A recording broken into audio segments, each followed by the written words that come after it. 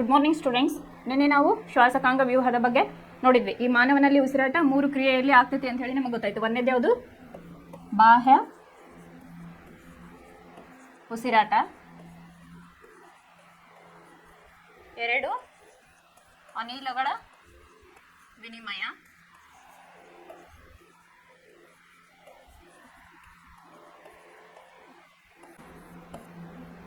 3ನೇದು ಆಂತರಿಕ ಉಸಿರಾಟ. ಉಸಿರಾಟ ನಮ್ಮಲ್ಲಿ ಮನುಷ್ಯರಲ್ಲಿ ಯಾವ ರೀತಿಯಾಗಿ ಆಗ್ತೈತಿ ಅಂದ್ರೆ 3 ರೀತಿಯಲ್ಲಿ ಆಗ್ತೈತಿ. ಬಾಹ್ಯ ಉಸಿರಾಟ, ಅನಿಲಗಳ ವಿನಿಮಯ ಮತ್ತು ಆಂತರಿಕ ಉಸಿರಾಟ ಅಂತ ಹೇಳಿ ನಾವಿಲ್ಲಿ ಕರಿತೀವಿ. ಈ ಬಾಹ್ಯ ಉಸಿರಾಟ ಅಂತಂದ್ರೆ ಏನಂತಂದ್ರೆ ನಾವು ನೇರವಾಗಿ ಪ್ರಕೃತಿಯೊಂದಿಗೆ ನಾವು ಇಲ್ಲಿ ಉಸಿರನ್ನ ತೆಗೆದುಕೊಳ್ಳೋದು ಬಿಡೋದು ಮಾಡ್ತಿರ್ತೀವಿ. ಬಾಹ್ಯ ಉಸಿರಾಟವನ್ನ ನೇರವಾಗಿ ಮಾಡ್ತಾ ಇರ್ತೀವಿ. ಇನ್ನು ಅನಿಲಗಳ ವಿನಿಮಯ ಅಂತಂದ್ರೆ ನಾವು ಆಕ್ಸಿಜನ್ನ ಒಳಗೆ ತಗೋತೀವಿ, ಆಮೇಲೆ ಕಾರ್ಬನ್ ಡೈಆಕ್ಸೈಡ್ನ ಹೊರಗೆ ಹಾಕ್ತೇವಲ್ಲ, ಅಲ್ಲಿ ವಿನಿಮಯ ಆಗ್ತೈತಿ. ಕಾರ್ಬನ್ ಡೈಆಕ್ಸೈಡ್ ನಮ್ಮ ಒಳಗಿರ್ತಂಥ ಟಾಕ್ಸಿನ್ಸ್ ಏನಿರ್ತೈತಲ್ಲ ಅದು ಹೊರಗೆ ಹೋಗ್ತೈತಿ. ಆಕ್ಸಿಜನ್ ನಾವು ಶುದ್ಧ ಗಾಳಿಯನ್ನ ಒಳಗಡೆ ತಗೋತೀವಿ. ಅದು ಅನಿಲಗಳ ವಿನಿಮಯ ಅಂತ ಹೇಳಿ ಕರೀತಾರೆ. ಇನ್ನು ಆಂತರಿಕ ಉಸಿರಾಟ ಅಂತಂದ್ರೆ ಇಲ್ಲಿ ಜೀವಕೋಶಗಳ ಒಳಗಡೆ ಆಗ್ತಕ್ಕಂಥ ಉಸಿರಾಟ. ಎಲ್ಲಿ? ಜೀವಕೋಶಗಳಲ್ಲಿ ಸೆಲ್ಸ್ ಏನಿರ್ತಾವಲ್ಲ ಅಲ್ಲಿ ನಾವು ಉಸಿರಾಟವನ್ನ ಏನು ತಗೊಂಡಿರ್ತೇವಲ್ಲ, ನಾವು ಫುಡ್ ತಗೊಂಡಿದ್ದು ಏನಾಗ್ತೈತಿ, ಗ್ಲೂಕೋಸ್ ಆಗಿ ಅದು ಕನ್ವರ್ಟ್ ಆಗ್ತೈತಿ. ನೆಕ್ಸ್ಟ್ ಅದು ಹೊಡಿತೈತಿ. ಯಾವ ರೀತಿಯಾಗಿ? ವಾಯುವಿಕೆ ಉಸಿರಾಟ ಮತ್ತೆ ಅವಾಯುವಿಕ ಉಸಿರಾಟವಾಗಿ ಅದು ಏನಾಗ್ತೈತಿ, ವಿಂಗಡಣೆಯನ್ನ ಹೊಂದತೈತಿ. ನಿನ್ನೆ ಹೇಳಿದ್ವಿ ನಾವು ವಾಯುವಿಕ ಉಸಿರಾಟ ಅಂದ್ರೆ ಇನ್ ಪ್ರೆಸೆನ್ಸ್ ಆಫ್ ಆಕ್ಸಿಜನ್ ತಗೊಳ್ಳೋದು. ಆಮೇಲೆ ಅವಾಯುವಿಕ ಅಂತಂದ್ರೆ ಇನ್ ದ ಅಬ್ಸೆನ್ಸ್ ಆಫ್ ಆಕ್ಸಿಜನ್ ಅಂತ ಹೇಳಿ ನಾವೆಲ್ಲ ಹೇಳ್ತೇವೆ. ಈ ಜೀವಕೋಶಗಳಲ್ಲಿ ಅಂತಂದ್ರೆ ಏನಾಗ್ತೈತಿ, ಇಲ್ಲಿ ನಮ್ದು ಹೋಗಿರ್ತೈತಲ್ಲ ಆಕ್ಸಿಜನ್, ಅದೇನಾಗ್ತೈತಿ ಮೈಟೋಕಾಂಡ್ರಿಯಾ ಜೀವಕೋಶಗಳಿಗೆಲ್ಲ ಹೋಗಿ ಅಲ್ಲಿ ಎಲ್ಲ ಜೀವಕೋಶಗಳಿಗೆ ಇದೇನಾಗ್ತೈತಿ, ತಲುಪ್ತೈತಿ. ಇದು ಏನಂತ ಹೇಳಿದ್ರೆ ಒಳಗಡೆ ಆಗ್ತಕ್ಕಂಥ ಒಂದು ಉಸಿರಾಟವನ್ನ ಇದನ್ನ ಏನಂತಾರೆ, ಆಂತರಿಕ ಉಸಿರಾಟ ಅಂತ ಹೇಳಿ ಕರೀತಾರೆ. ಈಗ ಇದು ಫಸ್ಟ್ ಏನ್ ಮಾಡ್ಬೇಕಂದ್ರೆ ಉಸಿರಾಟ ಕ್ರಿಯೆ ಬಗ್ಗೆ ವಿವರಿಸಿ ಅಂದ್ರೆ ಉಸಿರಾಟ 3 ಕ್ರಿಯೆಗಳೆಲ್ಲ ಆಗ್ತೈತಿ. ಯಾವ್ದ್ಯಾವ್ದು? ಬಾಹ್ಯ ಮತ್ತು ಅನಿಲಗಳ ವಿನಿಮಯ ಮತ್ತು ಆಂತರಿಕ ಉಸಿರಾಟ ಅಂತ ಹೇಳಿ ಬರೋದು. ನೀವು ಒಂದೊಂದಾಗೆ ಹೇಳ್ಬೇಕು. ಬಾಹ್ಯ ಉಸಿರಾಟವಂದ್ರೆ ನಾವು ಪ್ರಕೃತಿಯೊಂದಿಗೆ ನೇರ ಸಂಪರ್ಕದಲ್ಲಿ ಇಟ್ಕೊಂಡು ನಾವು ಮಾಡ್ತಾ ಇರ್ತೀವಿ. ಅನಿಲಗಳ ವಿನಿಮಯ ಅಂತಂದ್ರೆ ಇವು ಗಾಳಿ ಚೀಲಗಳಲ್ಲಿ ಕಾರ್ಬನ್ ಡೈಆಕ್ಸೈಡ್ ಇರ್ತೈತಲ್ಲ, ನಾವು ಆಕ್ಸಿಜನ್ ತಗೊಂಡಾಗ ಕಾರ್ಬನ್ ಡೈಆಕ್ಸೈಡ್ ಹೊರಗೆ ಹಾಕ್ತೀವಿ. ಅಲ್ಲಿ ಅನಿಲಗಳೇನಾಯ್ತು, ವಿನಿಮಯ ಆಯ್ತು ಅಂತ ಹೇಳಿ ಬರೀಬೇಕು. ನೆಕ್ಸ್ಟ್ ಆಂತರಿಕ ಉಸಿರಾಟ ಅಂದ್ರೆ ನಮ್ಮ ಜೀವಕೋಶಗಳಲ್ಲಿ ನಡೀತಕ್ಕಂಥ ಉಸಿರಾಟವನ್ನ ನಾವು ಇಲ್ಲಿ ಆಂತರಿಕ ಉಸಿರಾಟ ಅಂತ ಹೇಳಿ ಕರೀತೀವಿ. ಆಮೇಲೆ ನೀವೇನ್ ಮಾಡ್ಬೇಕು, ಒಂದೊಂದು ಪಾರ್ಟ್ಸ್ ನ ಎಕ್ಸ್ಪ್ಲೇನ್ ಮಾಡ್ಬೇಕು. ಬಾಯಿಯ ಮೂಲಕ ಉಸಿರು ಹೋದಾಗ ಏನಾಗ್ತದೆ, ಇಲ್ಲಿ ರೋಮಗಳು ಕೆಟ್ಟ ಆಕ್ಸಿಜನ್ ಅನ್ನ ತಡೆದು ನಮಗ ಒಳ್ಳೆಯ ಒಂದು ಆಕ್ಸಿಜನ್ ಒಳಗಡೆ ಕಳಿಸ್ತಾ. ಅದನ್ನ ನಿನ್ನೆ ಚಿತ್ರ ತೋರಿಸಿದ್ನಲ್ಲ, ಅದೇ ರೀತಿಯಾಗಿ ಎಕ್ಸ್ಪ್ಲೇನ್ ಮಾಡಿ ಬರೀತಾ ಹೋಗ್ಬೇಕು. ಇನ್ನು ನೆಕ್ಸ್ಟ್ ಏನ್ ನೋಡೋಣ ಅಂದ್ರೆ ವಾಯುವಿಕ ಮತ್ತು ಅವಾಯುವಿಕ ಉಸಿರಾಟದ ಡಿಫರೆನ್ಸ್ ನಿಮಗೆ ಒಂದು 4 ಮಾರ್ಕ್ಸ್ ಅಥವಾ 5 ಮಾರ್ಕ್ಸ್ ಇದನ್ನ ಕೇಳ್ಬೋದು. ವಾಯುವಿಕ ಉಸಿರಾಟ ಅಂದ್ರೇನು, ಆಮೇಲೆ ಅವಾಯುವಿಕ ಉಸಿರಾಟ ಅಂದ್ರೇನು, ಅದಕ್ಕೆ 2 ಡಿಫ್ರೆನ್ಸ್ ಏನದಾವ ಅಂತ ಹೇಳಿ ಈಗ ನೋಡ್ಕೊಳ್ಳೋಣ.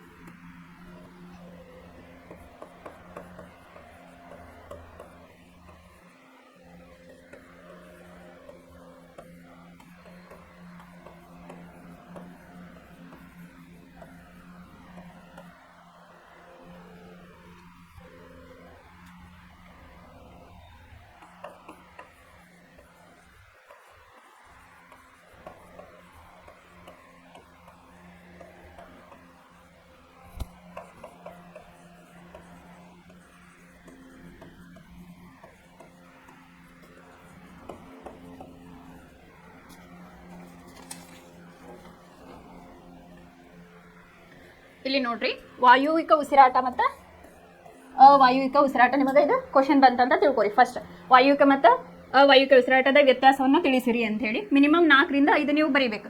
ಫಸ್ಟಿಗೆ ಏನು ಮಾಡ್ರಿ ಅಂತಂದ್ರೆ, ವಾಯುವಿಕ ಉಸಿರಾಟ ಅಂದ್ರೇನು, ಇಲ್ಲಿ ಆಕ್ಸಿಜನ್ ಉಪಸ್ಥಿತಿಯಲ್ಲಿ ನಡಿತೈತಿ ಅಂತ ಹೇಳಿ ಬರೀರಿ. ಇನ್ನೊಂದು ಈ ಕಡೆ ಅವಾಯುವಿಕ ಉಸಿರಾಟ ಅಂದ್ರೆ ಆಕ್ಸಿಜನ್ ಅನುಪಸ್ಥಿತಿಯಲ್ಲಿ ನಡಿತೈತಿ ಅಂತ ಹೇಳಿ ಇಲ್ಲಿ ಬರಿಬೇಕು. ಇಲ್ಲಿ ನೋಡಿ, ಒಂದೇದು ಇಲ್ಲಿ ಏನಾಗ್ತೈತಿ, ವಾಯುವಿಕದೊಳಗ ಅಧಿಕ ಶಕ್ತಿ ಇಲ್ಲೇ ಉತ್ಪತ್ತಿ ಆಗ್ತೈತಿ. ಇಲ್ಲಿ ಅವಾಯುವಿಕ ಉಸಿರಾಟದಲ್ಲಿ ಕಡಿಮೆ ಶಕ್ತಿ ಉತ್ಪತ್ತಿ ಆಗ್ತೈತಿ. ಅಧಿಕ ಶಕ್ತಿ ಅಂದ್ರೆ ಈಗ ಮನುಷ್ಯನಲ್ಲಿ ನಡಿತೈತಿ. ನಮ್ಗೆ ಎನರ್ಜಿ ಎಷ್ಟು ಬೇಕು, ಈಗ ನಾ ಮಾತಾಡಕತ್ತೇನೆ ಅಂದ್ರೆ ನನಗೆ ಎನರ್ಜಿ ಬೇಕು, ಅದಕ್ಕೆ ಏನಾಗ್ತೈತಿ, ನನಗೆ ಜಾಸ್ತಿ ಶಕ್ತಿ ಬೇಕು. ಅದೇ ಏಕಕೋಶೀಯ ಜೀವಿಗಳು ಏನು ಕೆಲಸ ಮಾಡಂಗಿಲ್ಲವು. ಅದಕ್ಕೆ ಅದು ಏನಾಗಿರ್ತೈತಿ, ಏಕಕೋಶೀಯ ಜೀವಿ ಒಂದೇ ಜೀವಕೋಶವನ್ನು ಹೊಂದಿರ್ತೈತಲ್ಲ, ಅದಕ್ಕೆ ಶಕ್ತಿಯ ಉತ್ಪತ್ತಿ ಕಡಿಮೆ ಇರ್ತೈತಿ. ಆದ್ದರಿಂದ ಅದು ಕಡಿಮೆ ಶಕ್ತಿಯನ್ನು ಉತ್ಪತ್ತಿ ಮಾಡ್ತೈತಿ.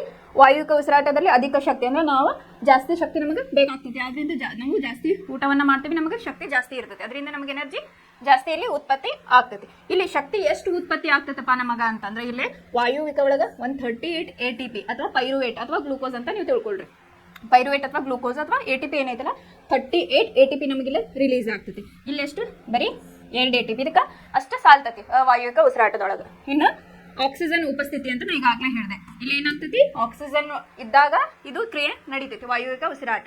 ಇಲ್ಲಿ ಆಕ್ಸಿಜನ್ ಅನುಪಸ್ಥಿತಿಯಲ್ಲಿ ಇದು ನಡೀತೈತಿ. ಇನ್ನ ಇದಕ್ಕೆ ಎಕ್ಸಾಂಪಲ್ ಕೊಡಬೇಕು. ಯಾವುದು, ಸಸ್ಯ ಮತ್ತು ಪ್ರಾಣಿಗಳು ಮತ್ತು ಹಕ್ಕಿಗಳು. ಇವು ನಮ್ಮ ಬಹುಕೋಶೀಯ ಜೀವಿಗಳಲ್ಲಿ ನಡೀತಕ್ಕಂಥ ಉಸಿರಾಟವನ್ನ ನಾವು ವಾಯುವಿಕ ಉಸಿರಾಟ ಅಂತ ಹೇಳಿ ಕರಿತೀವಿ. ಎಕ್ಸಾಂಪಲ್ ಏನ್ ಮಾಡ್ರಿ, ಸಸ್ಯಗಳು, ಪ್ರಾಣಿಗಳು ಮತ್ತು ಹಕ್ಕಿಗಳು ಅಂತ ಹೇಳಿ ಬರೀರಿ. ಇದಕ್ಕೇನು ಏಕಕೋಶೀಯ ಜೀವಿಗಳು ಯಾವ ಬರ್ತಾವಲ್ಲ ಅವನ್ನ ಬರೀರಿ. ಎಕ್ಸಾಂಪಲ್ ಅಮೀಬಾ, ಯುಗ್ಲಿನಾ ಮತ್ತು ಪ್ಯಾರಾಮೆಸಿಯಂ ಅಂತ ಹೇಳಿ. ಆಮೇಲೆ ಇಲ್ಲಿ ಏನೇನು ಉತ್ಪತ್ತಿ ಆಗ್ತೈತಿ, ಒಂದು ಗ್ಲೂಕೋಸ್ ಅಣು ಒಡೆದಾಗ ನಮಗಿಲ್ಲೇ ವಾಟರ್, ಕಾರ್ಬನ್ ಡೈಆಕ್ಸೈಡ್ ಮತ್ತು ಶಕ್ತಿ ಇಲ್ಲೇ ಉತ್ಪತ್ತಿ ಆಗ್ತೈತಿ. ಇಲ್ಲಿ ಏನಾಗ್ತೈತಪ್ಪ ಅಂತಂದ್ರೆ ಕಾರ್ಬನ್ ಡೈಆಕ್ಸೈಡ್ ಮತ್ತು ಇಥನಾಲ್ ಅಥವಾ ಆಲ್ಕೋಹಾಲ್ ಇಲ್ಲೇ ಉತ್ಪತ್ತಿ ಆಗ್ತೈತಿ. ಇನ್ನು ಲಾಸ್ಟ್ ಇದು ಎಲ್ಲಿ ನಡೀತೈತಿ, ಬಹುಕೋಶೀಯ ಜೀವಿಗಳಲ್ಲಿ ನಡೀತೈತಿ. ಇದು ಏಕಕೋಶೀಯ ಜೀವಿಗಳಲ್ಲಿ ನಡೀತೈತಿ. ಎಷ್ಟು ಪಾಯಿಂಟ್ ಅದು, 1 2 3 4 5 6. ಇದು ಮೋರ್ ದೆನ್ ಇನಫ್ ಆಯ್ತು. ಇದಿಷ್ಟು ಬರೋದ್ರೆ ನಿಮಗೆ 4 to 5 ಮಾರ್ಕ್ಸ್ ಕೇಳ್ತಾರೆ ಈ ಕ್ವಶನ್. ಇದನ್ನ ಈಸಿಯಾಗಿ ನೀವು ಮಾಡ್ಕೋಬಹುದು. ಇನ್ನು ಅವಾಯುವಿಕ ಉಸಿರಾಟದೊಳಗೆ 2 ವಿಧಗಳದ. ಅವು ಯಾವ್ಯಾವ ಅಂತ ಹೇಳಿ ಈಗ ನೋಡೋಣ.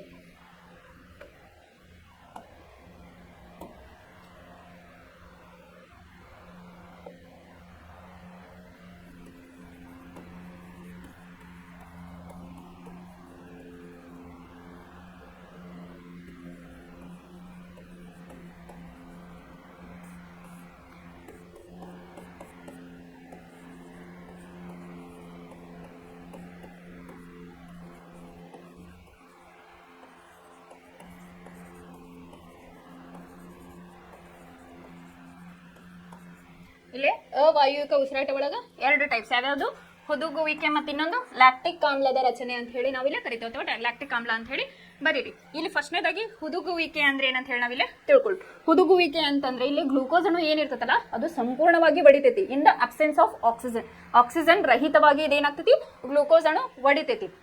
ಗ್ಲೂಕೋಸ್ ಅಣು ಒಡೆದಾಗ ಏನು ಫಾರ್ಮ್ ಆಕೈತಪ್ಪ ಅಂತಂದ್ರೆ ಕಾರ್ಬನ್ ಡೈಆಕ್ಸೈಡ್ ಮತ್ತು ಇಥನಾಲ್ ಅಥವಾ ಆಲ್ಕೋಹಾಲ್ ಅಂತ ತಗೊಳ್ರಿ.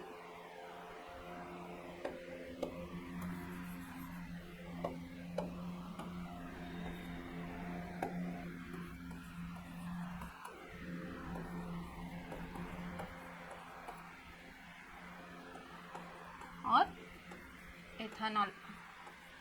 ಇಲ್ಲಿ ಏನಾಗ್ತೈತಿ, ಹುದುಗುವಿಕೆ ಕ್ರಿಯೆ ಒಳಗ ಆಕ್ಸಿಜನ್ ರಹಿತವಾಗಿ ಗ್ಲೂಕೋಸ್ ಅಣು ಸಂಪೂರ್ಣವಾಗಿ ಒಡಿತೈತಿ. ಸಂಪೂರ್ಣವಾಗಿ ಒಡೆದಾಗ ನಮ್ಗೆ ಏನ್ ಬರ್ತೈತಿ ಅಂದ್ರೆ ಕಾರ್ಬನ್ ಡೈಆಕ್ಸೈಡ್ ಮತ್ತು ಆಲ್ಕೋಹಾಲ್ ಅಥವಾ ಇಥನಾಲ್ ಅಂತ ಹೇಳಿ ಬರ್ತೈತಿ. ಇದಕ್ಕೆ ನಾವೇನಂತೀವಿ, ಹುದುಗುವಿಕೆ ಕ್ರಿಯೆ ಅಂತ ಹೇಳಿ ಕರಿತೀವಿ. ಇನ್ನು ಲ್ಯಾಕ್ಟಿಕ್ ಆಮ್ಲದಾಗ ಏನಾಗ್ತೈತಿಪ್ಪ ಅಂತಂದ್ರೆ ಇಲ್ಲಿ ಗ್ಲೂಕೋಸ್ ಅರ್ಧಂಬರ್ಧ ಹೊಡಿತೈತಿ ಇನ್ ದ ಆಕ್ಸಿಜನ್ ಅಬ್ಸೆನ್ಸ್. ಏನಾಗ್ತೈತಿ ಅಂದ್ರೆ ಆಕ್ಸಿಜನ್ ಅನುಪಸ್ಥಿತಿ ಒಳಗೆ ಏನಾಗ್ತೈತಿ, ಇಲ್ಲೇ ಗ್ಲೂಕೋಸ್ ಒಡೋದು ಏನಾಗ್ತೈತಿ, ಇಲ್ಲೇ ನಮ್ಗೆ ಲ್ಯಾಕ್ಟಿಕ್ ಆಮ್ಲ ಆಗ್ತದೆ. ಈಗ ಎಕ್ಸಾಂಪಲ್ ನಾವು ಏನೋ ಒಂದು ಕೆಲಸ ಮಾಡ್ತಿರ್ತೀವ, ರನ್ನಿಂಗ್ ಅಥವಾ ಏನೋ ಮಾಡಿದಾಗ ಏನಾಗ್ತೈತಿ ಅಂತಂದ್ರೆ ಸ್ನಾಯು ಸೆಳೆತ ಆಗ್ತೈತಿ. ಕಂಟಿನ್ಯೂಸ್ ಬರಾಕತ್ವಿ ಅಂತಂದ್ರೆ ಏನಾಗ್ತೈತಿ, ಕೈ ಒಳಗೆ ಹಿಡ್ದಂಗೆ ಆಗ್ತೈತಿ. ಅಥವಾ ಕಂಟಿನ್ಯೂಸ್ ನಿಂತ್ಕೊಂಡ್ರೆ ನಮ್ಗೆ ಏನಾಗ್ತೈತಿ, ಬೆನ್ನು ನೋವು ಬರ್ತೈತಿ. ಅಲ್ಲಿ ಏನಾಗಿರ್ತೈತಪ್ಪ ಅಂತಂದ್ರೆ ಅನಿಲಗಳ ವಿನಿಮಯ ಸರಿಯಾಗಿ ಆಗಿರೋದಿಲ್ಲ. ಅವಾಗ ಏನಾಗ್ತೈತಿ, ಲ್ಯಾಕ್ಟಿಕ್ ಆಮ್ಲ ಏನಾಗ್ತೈತಿ ಅಂದ್ರೆ ನಮ್ಮ ಸ್ನಾಯುಗಳ ಒಳಗ ಸೇರ್ಕೋತೈತಿ. ಈ ಲ್ಯಾಕ್ಟಿಕ್ ಆಮ್ಲ ಏನಾಗ್ತೈತಿ ಅಂದ್ರೆ ನಮ್ಮ ಸ್ನಾಯುಗಳೊಳಗೆ ಸೇರ್ತಂದ್ರೆ ಏನಾಗ್ತೈತಿ, ನಮಗಲ್ಲೇ ಪೇನ್ ಬರಾಕ ಸ್ಟಾರ್ಟ್ ಆಗ್ತೈತಿ. ಈಗ ರನ್ನಿಂಗ್ ಮಾಡಿದಾಗ, ಎಕ್ಸಸೈಸ್ ಮಾಡಿದಾಗ, ಅತಿಯಾಗಿ ಒಂದ ಕಡೆ ಕೂತ್ಕೊಂಡಾಗ, ನಿಂತ್ಕೊಂಡಾಗ ಹಿಂಗ ಏನಾಗ್ತೈತಿ, ಒಂದ್ ಸ್ವಲ್ಪ ನರ ಹಿಡ್ದಂಗ ಅಥವಾ ಕಾಲ್ ಹಿಡ್ದಂಗ ಆಗೈತಿ ಅಂತ ಹೇಳ್ತಾರಲ್ಲ, ಅವಾಗ ಏನಾಗಿರ್ತೈತಿ, ಅದಕ್ಕೆ ನಾವೇನಂತೇವಿ, ಮಸಲ್ ಕ್ರ್ಯಾಂಪ್ಸ್ ಅಥವಾ ಸ್ನಾಯು ಸೆಳೆತ ಅಂತ ಹೇಳಿ ಕರಿತೇವೆ. ಇದನ್ನ ಎಕ್ಸಾಮ್ನೇ ಕೇಳ್ಬೋದು. ಸ್ನಾಯು ಸೆಳೆತಕ್ಕೆ ಏನ್ ಕಾರಣ ಅಂತ ಕೇಳಿದ್ರೆ ಲ್ಯಾಕ್ಟಿಕ್ ಆಮ್ಲದ ರಚನೆಯಿಂದಾಗಿ ಏನಾಗ್ತೈತಿ, ನಮ್ಗೆ ಸ್ನಾಯು ಸೆಳೆತ ಆಗ್ತೈತಿ. ನಮ್ಮ ಬ್ಲಡ್ ಸೆಲ್ಸ್ ಒಳಗೆ ಏನಾಗ್ತೈತಿ, ಲ್ಯಾಕ್ಟಿಕ್ ಆಮ್ಲ ಸೇರ್ಕೊಂಡು ನಮ್ಗೆ ಅಲ್ಲೇ ನೋವು ಬರಾಕ ಸ್ಟಾರ್ಟ್ ಆಗ್ತೈತಿ. ಅವಾಯುವಿಕ ಉಸಿರಾಟ ಒಳಗ ಹುದುಗುವಿಕೆ ಮತ್ತು ಲ್ಯಾಕ್ಟಿಕ್ ಆಮ್ಲ ಅಂತ ಹೇಳಿ 2 ವಿಧಗಳದಾವು. ಹುದುಗುವಿಕೆ ಅಂತಂದ್ರೆ ಏನಿಲ್ಲ, in the absence of oxygen ಏನಾಗ್ತೈತಿ ನಮಗಿಲ್ಲಿ ಗ್ಲೂಕೋಸ್ ಹೊಡಿತೈತಿ, ಸಂಪೂರ್ಣವಾಗಿಲ್ಲೇ ಹೊಡಿತೈತಿ. ಹೊಡೆದಾಗ ನಮಗೆ ಕಾರ್ಬನ್ ಡೈಆಕ್ಸೈಡ್ ಮತ್ತು ಆಲ್ಕೋಹಾಲ್ ಬರ್ತೈತಿ. ಈ ಲ್ಯಾಕ್ಟಿಕ್ ಆಮ್ಲದೊಳಗೆ ಏನಾಗ್ತೈತಿ ಅಂದ್ರೆ ಗ್ಲೂಕೋಸ್ ಅಥವಾ ಪೈರುವೇಟ್ ಅಣು ಐತಲ್ಲ ಅರ್ಧಂಬರ್ಧ ಹೊಡಿತೈತಿ. ಅರ್ಧಂಬರ್ಧ ಹೊಡೆದಾಗ ಏನಾಗ್ತೈತಿ ನಮಗೆ ಸ್ನಾಯು ಸೆಳೆತ ಬರಾಕ ಸ್ಟಾರ್ಟ್ ಆಗ್ತೈತಿ. ಇಲ್ಲಿವರೆಗೂ ನಾವೇನು ನೋಡಿದ್ವಿ ಅಂತಂದ್ರೆ ನಮ್ಮಲ್ಲಿ ಅಥವಾ ಮನುಷ್ಯರಲ್ಲಿ ಉಸಿರಾಟ ಪ್ರಕ್ರಿಯೆ ಯಾವ ರೀತಿಯಾಗಿ ಆಗ್ತೈತಿ ಅಂತ ಹೇಳಿ ನೋಡಿದ್ವಿ. ಈಗ ಸಸ್ಯಗಳಲ್ಲಿ ಯಾವ ರೀತಿ ಆಗ್ತೈತಿ ಅಂತ ಹೇಳಿ ನೋಡೋಣ.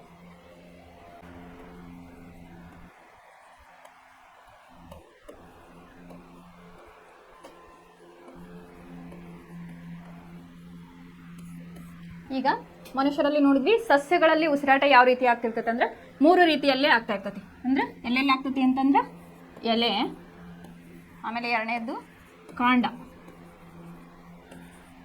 3ನೇದ್ದು ಬೇರು. ಇಲ್ಲೇ ಸಸ್ಯಗಳಲ್ಲಿ 3 ರೀತಿಯಲ್ಲಿ ಆಗ್ತೈತಿ. ಎಲ್ಲೆಲ್ಲಿ ಆಗ್ತೈತಿಪ್ಪ ಉಸಿರಾಟ ಅಂತಂದ್ರೆ ಎಲೆ ಒಳಗೆ ಆಗ್ತೈತಿ, ಕಾಂಡದೊಳಗೆ ಆಗ್ತೈತಿ ಮತ್ತು ಬೇರೊಳಗೆ ಆಗ್ತೈತಿ. ಎಲೆ ಒಳಗೆ ಏನಿರ್ತಾವು ಪತ್ರರಂಧ್ರಗಳು ಇರ್ತಾವು ಅಂತ ಹೇಳಿದೆ. ಅದ್ರ ಮೂಲಕ ಏನಾಗ್ತೈತಿ ಅಲ್ಲಿ ಕಾರ್ಬನ್ ಡೈಆಕ್ಸೈಡ್ ಮತ್ತು ಆಕ್ಸಿಜನ್ಗಳ ವಿನಿಮಯ ಆಗ್ತಾ ಇರ್ತದೆ. ಇಲ್ಲಿ ಅದ್ರಾಗ ಆಗ್ತೈತಿ ಪತ್ರ ರಂಧ್ರ, ಅದ್ರ ಮೂಲಕ ಇಲ್ಲೇ ಆಗ್ತೈತಿ.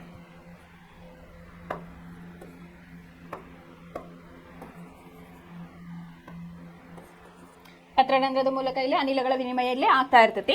ಅಂದ್ರೆ ನಮ್ಗೆ ಆಕ್ಸಿಜನ್ ಕೊಡ್ತಾವ, ಆಮೇಲೆ ಅವು ಕಾರ್ಬನ್ ಡೈಆಕ್ಸೈಡ್ ನ ತಗೋತಿರ್ತಾವ. ಅದ ರಾತ್ರಿ ಏನ್ ಮಾಡ್ತಾವ, ಕಾರ್ಬನ್ ಡೈಆಕ್ಸೈಡ್ ನ ಬಿಡ್ತಾವ, ಆಕ್ಸಿಜನ್ ಅನ್ನ ತಗೋತಾವ. ಇದ್ರ ಬಗ್ಗೆ ನಾ ಈಗಾಗಲೇ ಹೇಳೇನಿ ನಿಮಗ.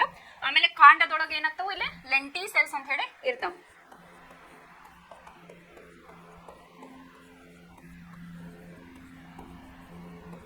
ಲೆಂಟಿ ಸೆಲ್ಸ್ ಅಂತ ಹೇಳಿ ಇರ್ತಾವ ಎಲ್ಲೇ ಕಾಂಡದೊಳಗೆ. ಅಲ್ಲಿ ಕೂಡ ಇಲ್ಲೇ ಆಕ್ಸಿಜನ್ ವಿನಿಮಯ ಆಗ್ತದೆ. ಬರೀ ಎಲೆ ಒಳಗೆ ಅಷ್ಟೇ ಆಗಂಗಿಲ್ಲ, ಸಸ್ಯಗಳಲ್ಲಿ ಏನಾಗ್ತತಿ ಕಾಂಡದೊಳಗೂ ಆಗ್ತತಿ. ಅದ್ರ ಮೂಲಕ ಆಗ್ತೈತಿ ಅಲ್ಲಿ ಲೆಂಟಿ ಸೆಲ್ಸ್ ಅಂತ ಹೇಳಿ ಇರ್ತಾವ. ಅದ್ರ ಮೂಲಕ ಏನಾಗ್ತೈತಿ ಆಕ್ಸಿಜನ್ಗಳ ವಿನಿಮಯ ಆಗ್ತಾ ಇರ್ತೈತಿ. ಇನ್ನ ಬೇರು, ಈಗ ನಿಮಗೊಂದು ಕ್ವಶನ್ ಬರ್ತೈತಿ, ಬೇರ್ ಒಳಗೆ ಇರ್ತಾವ, ಅಲ್ಲಿ ಅವಕ್ಕೆ ಹೆಂಗ್ ಆಕ್ಸಿಜನ್ ಸಿಗ್ತತಿ ಅಂತ ಹೇಳಿ ಕೇಳ್ಬೋದು.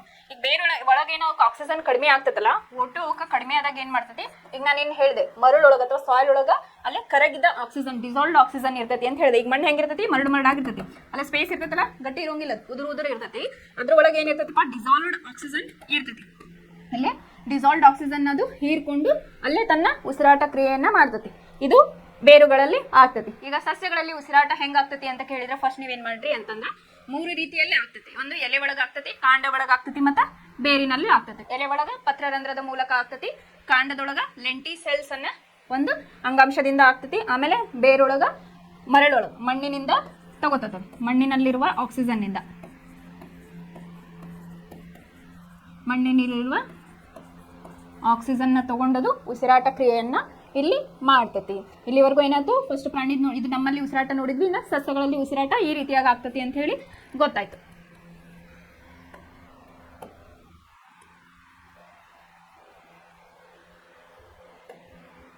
ಇನ್ನೊಂದು ಕಾನ್ಸೆಪ್ಟ್ ಐತಿ. ಅಂದ್ರೆ ಈಗ ಏನಾಗಿರ್ತೈತಿ, ನಾನು ಪರಪೋಷಕ ಜೀವಿಗಳಲ್ಲಿ ಎಷ್ಟು ವಿಧಗಳಂತ ಹೇಳಿದೆ, 5 ವಿಧಗಳನ್ನ ಹೇಳಿದೆ. ಸಸ್ಯಾಹಾರಿ, ಮಾಂಸಾಹಾರಿ, ಮಿಶ್ರಹಾರಿ, ಮತ್ತೆ ಕೊಳತನಿಗಳು, ಮತ್ತೆ ಪರಾವಲಂಬಿಗಳು ಅಂತ ಹೇಳಿದೆ. ಈಗ ಸಸ್ಯಾಹಾರಿ ಫಸ್ಟ್ ಬರ್ಕೊಳ್ಳೋಣ ಯಾವ್ಯಾವ ಅಂತ ಹೇಳಿ. ಸಸ್ಯಾಹಾರಿ, ಮಾಂಸಾಹಾರಿ, ಆಮೇಲೆ ಮಿಶ್ರಾಹಾರಿ. ಇವುಗಳೊಳಗ ಇಲ್ಲಿ ಸಸ್ಯಾಹಾರಿ ಮೇಲೆ ಮಾಂಸಾಹಾರಿ, ಮಿಶ್ರಹಾರಿ. ಇಲ್ಲಿ ಏನಾಗಿರ್ತೈತಪ್ಪ ಅಂತಂದ್ರೆ ಸ್ಮಾಲ್ ಇಂಟೆಸ್ಟೈನ್ ಅಥವಾ ಸಣ್ಣ ಕರುಳು ಏನಾಗಿರ್ತೈತಿ, ಸಸ್ಯಾಹಾರಿ ಜೀವಿಗಳದು ದೊಡ್ಡದಿರ್ತೈತಿ, ಮಾಂಸಾಹಾರಿ ಜೀವಿಗಳದು ಕಡಿಮೆ ಇರ್ತೈತಿ. ಯಾಕಂತೇಳಿ ವಿಚಾರ ಮಾಡಿದ್ರೆ ಇದು, ಈ ಸಸ್ಯಾಹಾರಿಗಳಿಗೆ ಎಕ್ಸಾಂಪಲ್ ತಗೊಳ್ರಿ, ಕುರಿ ತಗೊಳ್ರಿ ಮತ್ತು ಆಡು ಅಂತ ತಗೊಳ್ರಿ.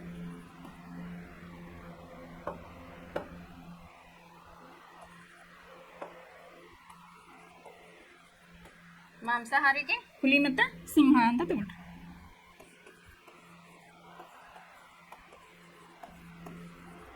ಇಲ್ಲಿ ಮನುಷ್ಯ ಅಂತ ಹೇಳಿ ತಗೊಳ್ರಿ, ಮಿಶ್ರ.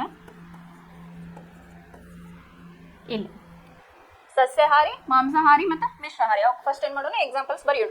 ಕುರಿ ಮತ್ತು ಆಡು ಸಸ್ಯಾಹಾರಿಗೆ ತಗೊಳ್ಳೋದು, ಆಮೇಲೆ ಮಾಂಸಾಹಾರಿ ಒಳಗೆ ಹುಲಿ ಮತ್ತು ಸಿಂಹ, ಮಿಶ್ರಹಾರಿ ಒಳಗೆ ಮನುಷ್ಯ. ನಾವು ಅಂದ್ರೆ ಮಿಶ್ರಹಾರಿಗಳು ಅಂತ ಹೇಳಿ ನಾವು ಕರಿತೇವೆ. ಈ ಸಸ್ಯಾಹಾರಿಗಳಿಗೆ ಸಣ್ಣ ಕರುಳು ಯಾಕೆ ಉದ್ದಿರ್ತೈತಪ್ಪ ಅಂತಂದ್ರೆ ಜಠರ, ಅಲ್ಲೇ ಅವು ಹುಲ್ಲನ್ನ ತಿಂತವು. ಹುಲ್ಲೊಳಗೆ ಏನಿರ್ತೈತಿ, ಒಂದು ಸೆಲ್ಯುಲೋಸ್ ಅನ್ನೋದು ಒಂದು ಅಂಶ ಇರ್ತೈತಿ.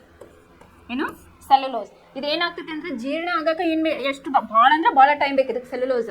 ಹಂಗಾಗಿ ಏನಾಗಿರ್ತೈತಿ, ಸಣ್ಣ ಕರುಳಿನ ಉದ್ದ ಏನಾಗಿರ್ತೈತಿ ಇದ್ರದ್ದು ಸಸ್ಯಾಹಾರಿದು ದೊಡ್ಡದಿರ್ತೈತಿ. ಅದ ಮಾಂಸಾಹಾರಿದ ಏನಾಗಿರ್ತೈತಪ್ಪ ಅಂದ್ರೆ ಕಮ್ಮಿ ಇರುತ್ತೆ. ಇವು ದಿನ ಊಟ ಮಾಡಲ್ಲ. ಮಾಂಸವನ್ನ ತಿನ್ನೋದಕ್ಕೆ ಫಸ್ಟ್ ಆಫ್ ಆಲ್ ಅದಕ್ಕೆ ಸೆಲ್ಯುಲೋಸ್ ಅಂಶ ಅಲ್ಲೇ ಇರಂಗಿಲ್ಲ. ಮಾಂಸಾಹಾರಿ ಏನ್ ತಿಂತಾವಲ್ಲ ಅವು ಸೆಲ್ಯುಲೋಸ್ ಅಂಶ ಇರಲ್ಲ. ಮಾಂಸ ಅದು ಈಸಿಯಾಗಿ ಅವಕ್ಕೆ ಜೀರ್ಣ ಆಗ್ತತಿ. ಆದ್ರಿಂದ ಏನಾಗ್ತತಿ ಅಂದ್ರೆ ಸಸ್ಯಾಹಾರಿ ಜಠರ ಏನಿರ್ತೈತಲ್ಲ ಅದು ದೊಡ್ಡದಿರ್ತೈತಿ, ಸಣ್ಣ ಕರಡು. ಮಾಂಸಾಹಾರಿದು ಕಡಿಮೆ ಇರ್ತೈತಿ. ಇದು ರೀಸನ್ ಅದಕ್ಕೆ. ಇನ್ನ ಸಸ್ಯಾಹಾರಿ, ಈಗ ನೀವು ಸಸ್ಯಾಹಾರಿ ಜೀವಿಗೆ ಕುರಿ ಆಡು ಅಂತ ಹೇಳಿದೆ, ಅವು ನೀವು ನೋಡಿರ್ಬೇಕು ರಾತ್ರಿ ಹೊತ್ನಾಗು ಮೆಲಕ್ ಹಾಕ್ತಿರ್ತಾವ ಬಾಯಿನ. ಎದಕ್ ಹಾಕ್ತಿರ್ತಾವಪ್ಪ ಅಂತಂದ್ರ ನೀವು ಅವಕ್ ಮೇಸಾಕ್ ಹೋದ್ರಿ ಅಂತಂದ್ರ ಅವು ಎಷ್ಟು ಬೇಕಲ್ಲ ಮ್ಯಾಕ್ಸಿಮಮ್ ತಗೋತಾವ ಆಹಾರವನ್ನ. ತಗೊಂಡ್ರು ಒಂದ್ ಸ್ವಲ್ಪ ಹೊಟ್ಟೆ ಒಳಗ ಸ್ವಲ್ಪ ಜಾಗವನ್ನ ಉಳಿಸ್ಕೊಂಡಿರ್ತಾವ. ಯಾಕಂತಂದ್ರೆ ಅವು ಎಷ್ಟು ಮ್ಯಾಕ್ಸಿಮಮ್ ಆಗತ್ತಲ್ಲ. ಆಮೇಲೆ ಅವು ಹೆಂಗ್ ತಿಂತಿರ್ತಾವ ಅಂದ್ರೆ ಸ್ಪೀಡ್ ಆಗಿ ತಿಂತಿರ್ತಾವ. ಸ್ಪೀಡ್ ಆಗಿ ತಿಂತ ಏನ್ ಮಾಡ್ತಾವು, ಜಠರದೊಳಗ ಅವನ್ನ ಸ್ಟೋರ್ ಮಾಡ್ಕೊತೈತಿ. ಅದೇನು ಆಹಾರವನ್ನ ತಗೊಂಡಿರ್ತೈತಲ್ಲ ಜಠರದ ಒಳಗ ಸ್ಟೋರ್ ಮಾಡಿ ಇಟ್ಕೊಂಡು ಏನ್ ಮಾಡ್ತೈತಿ, ನಾ ಹೇಳ್ದೆ ಅದು ಎದಕ್ ಸ್ಟೋರ್ ಮಾಡಿ ಇಟ್ಕೋತೈತಿ ಅಂತಂದ್ರೆ ಇಲ್ಲಿ ಸೆಲ್ಯುಲೋಸ್ ಅಂಶ ಏನಿರ್ತೈತಲ್ಲ ಈಸಿಯಾಗಿ ಡೈಜೆಸ್ಟ್ ಆಗಲ್ಲ ಅದಕ್ಕೆ ಬಾಯಿಯೊಳಗೆ. ಅದೇ ಏನ್ ಮಾಡ್ತಿರ್ತೈತಿ, ಜಠರ ಒಳಗೆ ಏನು ಹೋಗಿರ್ತೈತಲ್ಲ ರಾತ್ರಿ ಹೊತ್ತದನ್ನ ಮತ್ತೆ ವಾಪಸ್ ಬಾಯಿಗೆ ತಗೋತೈತಿ. ಬಾಯಿಗೆ ತಗೊಂಡದನ್ನ ಸಣ್ಣಕ ನುರಿದು ತಿಂದು ಮತ್ತೆ ಹೊಳ್ಳಿ ಜಠರಕ್ಕೆ ಕಳಿಸ್ತೈತಿ. ಇದು ಆದ್ದರಿಂದ ಏನಾಗ್ತೈತಿ, ಸಸ್ಯಾಹಾರಿಗಳ ಒಂದು ಜಠರ ದೊಡ್ಡದಾಗಿರ್ತೈತಿ. ಅದ್ರದ್ದು ಲೆಂತ್ ಆಮೇಲೆ ವಿಸ್ತೀರ್ಣ ಅನ್ನೋದು ದೊಡ್ಡದಾಗಿರ್ತೈತಿ. ಬಟ್ ಮಾಂಸಾಹಾರಿ ಹೆಂಗ್ ಮಾಡ್ತಿರ್ತಾವು, ಅವು 5 ದಿನ ಅಥವಾ 8 ದಿನಕ್ಕೊಮ್ಮೆ ಹಿಂಗ ಊಟ ಮಾಡ್ತಿರ್ತಾವ. ಅದು ಮಾಂಸವನ್ನ ತಿಂತಿರ್ತಾವ. ಅವು ಅದು ಈಸಿಯಾಗಿ ಡೈಜೆಷನ್ ಆಗ್ತಾ ಇರ್ತೈತಿ. ಹಂಗಾಗಿ ಇನ್ನು ಮಿಶ್ರಹಾರಿ ಅಂದ್ರೆ ನಮ್ದು ಹೆಂಗಿರ್ತೈತಿ ಅಂದ್ರೆ ಈ ಸೈಡ್ ದೊಡ್ಡದು ಅಲ್ಲ, ಈ ಸೈಡ್ ಸಣ್ಣದು ಅಲ್ಲ, ಮೀಡಿಯಂ ನಮ್ಗೆ ಎಷ್ಟು ಬೇಕಲ್ಲ ಅಷ್ಟು.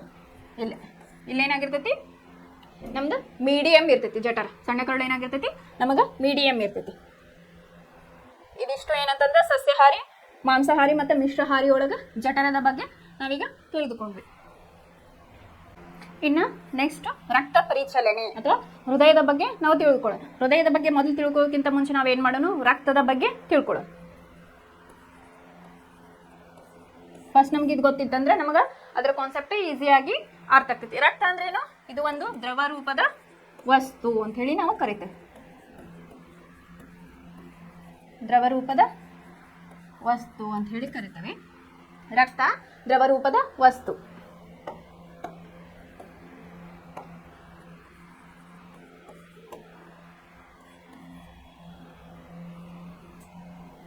ಇಲ್ಲಿ ರಕ್ತ ಏನಾಗಿರ್ತೈತಿ, 2 ಭಾಗಗಳಿಂದ ಮಾಡಲ್ಪಟ್ಟಿರ್ತೈತಿ. ಒಂದು ದ್ರವ ರೂಪದ ವಸ್ತು, ಒಂದು ಇನ್ನೊಂದು ಸಣ್ಣ ಸಣ್ಣ ಜೀವಕೋಶಗಳಿಂದ ಮಾಡಲ್ಪಟ್ಟಿರ್ತೈತಿ. ಸಣ್ಣ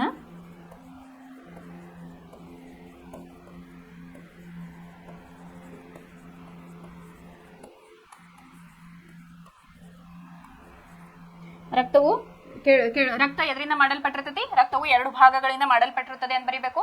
ಅದು ಒಂದು ದ್ರವ ರೂಪದ ವಸ್ತು. ದ್ರವ ರೂಪದ ವಸ್ತು ಅಂದ್ರೆ ಯಾವುದು, ಪ್ಲಾಸ್ಮಾ. ಪ್ಲಾಸ್ಮಾ ಈ ಸಣ್ಣ ಸಣ್ಣ ಜೀವಕೋಶಗಳು ಅಂತಂದ್ರೆ ನಮ್ಮ ಬಾಡಿಯಲ್ಲಿ ಇರ್ತಕ್ಕಂಥ ಒಂದು ಸೆಲ್ಸ್ ಅಂತ ಹೇಳಿ ನಾವು ಕರಿತೇವೆ. ರಕ್ತವು 2 ವಸ್ತುಗಳಿಂದ ಮಾಡಲ್ಪಟ್ಟೈತಿ, ದ್ರವ ರೂಪದ ವಸ್ತು ಮತ್ತು ಸಣ್ಣ ಸಣ್ಣ ಜೀವಕೋಶಗಳಿಂದ ಅಂತ ನಾ ಹೇಳಿದೆ. ಈ ಫಸ್ಟ್ ನಾವು ಏನು ಮಾಡೋಣ, ಪ್ಲಾಸ್ಮಾ ಅಂದ್ರೆ ಏನಂತ ತಿಳ್ಕೊಂಡು, ಇದು ಒಂದು ಮಧ್ಯವರ್ತಿ ಅಂತ ಹೇಳಿ ನಾವು ದ್ರವ ರೂಪದ ಒಂದು ಮಾಧ್ಯಮ ಅಂತ ಹೇಳಿ ನಾವು ಕರಿತೇವೆ.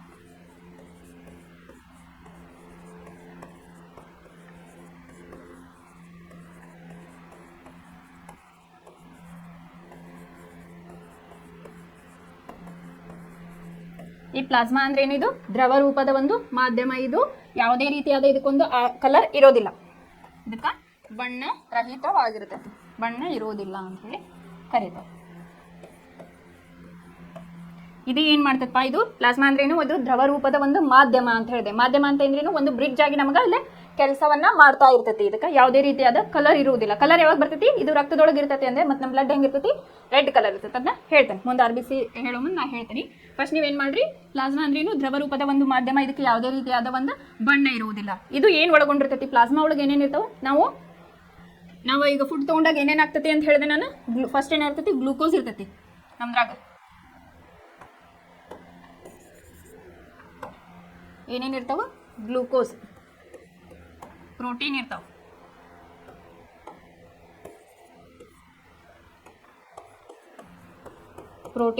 ಫ್ಯಾಟಿ ಆಸಿಡ್ಸ್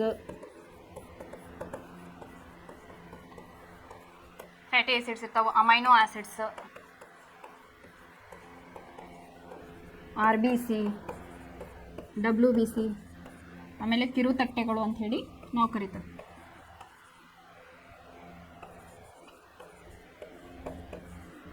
ಇಲ್ಲೇ ಎಲ್ಲ ನಮ್ಮ ಎನರ್ಜಿಯಾಗಿ ಏನು ಕನ್ವರ್ಟ್ ಆಗಿರ್ತೈತಲ್ಲ, ಗ್ಲೂಕೋಸ್ ಆಗಿರ್ಬೋದು, ಪ್ರೋಟೀನ್ ಆಗಿರ್ಬೋದು, ಫ್ಯಾಟಿ ಆಸಿಡ್ಸ್, ಅಮೈನೋ ಆಸಿಡ್ಸ್, ಆಮೇಲೆ RBC, WBC, ಕಿರುತಟ್ಟೆಗಳು ಏನದಾವಲ್ಲ ಇವೆಲ್ಲ ನಮ್ಮ ಬ್ಲಡ್ ಒಳಗೆ ಇರ್ತಾವಲ್ಲ, ಇದು ಏನಾಗಿರ್ತೈತಿ ಪ್ಲಾಸ್ಮಾ ಒಳಗೆ ತೇಲ್ತಾ ಇರ್ತಾವೆ. ಇದು ಏನು ಹೇಳಿದೆ ನಾನು, ಇದು ಒಂದು ಮಾಧ್ಯಮ ಅಂತ ಹೇಳಿದೆ. ಇದೇನು ಮಾಡ್ತೈತಿ ಅಂತಂದ್ರೆ ತನ್ನ ಎಲ್ಲ ಜೀವಕೋಶಗಳಿಗೆ ಇದೇನು ಮಾಡ್ತೈತಿ, ಇವನ್ನೆಲ್ಲ ಸಪ್ಲೈ ಮಾಡ್ತೈತಿ. ಇವನ್ ಕೂಡ ವೇಸ್ಟ್ ಇಲ್ಲೇ ಇರ್ತೈತಿ, ಅನ್ವಾಂಟೆಡ್ ಥಿಂಗ್ಸ್ ಕೂಡ ನಮ್ಮ ಪ್ಲಾಸ್ಮಾದಲ್ಲಿ ಇಲ್ಲೇ ಇರ್ತೈತಿ. ಇದು ಪ್ಲಾಸ್ಮಾ ಬಗ್ಗೆ ಆಯ್ತು. ಇನ್ನು ರಕ್ತ ಕಣಗಳು ಎಷ್ಟದಾವು ಅಂತ ಹೇಳಿ ನೋಡೋಣ.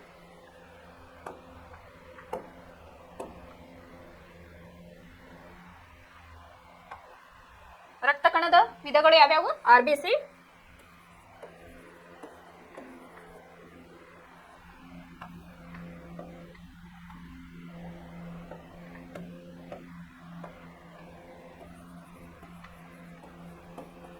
ರಕ್ತ ಕಣಗಳು ಎಷ್ಟು?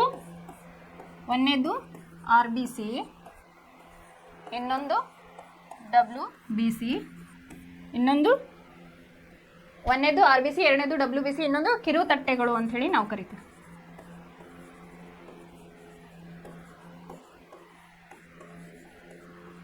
ರಕ್ತದ ಕಣಗಳು ಯಾವ್ಯಾವ ಅಂದ್ರೆ RBC, 3 ವಿಧದ ರಕ್ತ ಕಣಗಳು ಅದಾವ. ಯಾವ್ಯಾವು? RBC, WBC ಮತ್ತು ಕಿರುತಟ್ಟೆಗಳು ಅಂತ ಹೇಳಿ ಕರಿತೀವಿ. ಈಗ ಮೊದಲನೇದಾಗಿ RBC ನೋಡು. RBC ಅಂದ್ರೆ ಏನು? ರೆಡ್ ಬ್ಲಡ್ ಸೆಲ್ಸ್ ಅಂತ ಹೇಳಿ ಕರಿತೀವಿ. WBC ಅಂದ್ರೆ ವೈಟ್ ಬ್ಲಡ್ ಸೆಲ್ಸ್ ಅಂತ ಹೇಳಿ ಕರಿತೀವಿ. ಈ RBC ಏನೈತಲ್ಲ, ರೆಡ್ ಬ್ಲಡ್ ಸೆಲ್ಸ್ ಅಂದ್ವಲ್ಲ, ರಕ್ತ ಕೆಂಪಾಗಿರಲು ಕಾರಣ ಏನು? ಹಿಮೋಗ್ಲೋಬಿನ್.